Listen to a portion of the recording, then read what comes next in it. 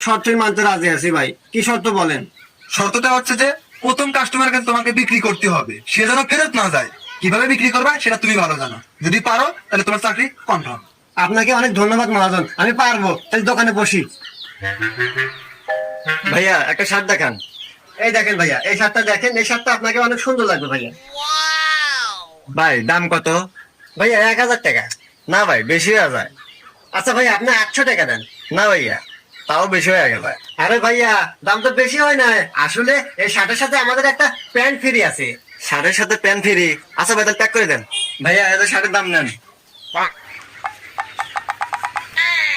আরে ভাই, শার্টের দাম দিলেন, প্যান্টের দাম দিবেন না? আরে ভাই প্যান্টের দাম দিব মানে? প্যান্ট দাম ফ্রি দিল। প্যান্ট ফ্রি দিছে মানে? ওই কি রে, ও কি কয়? लेकिन 1 सेकंड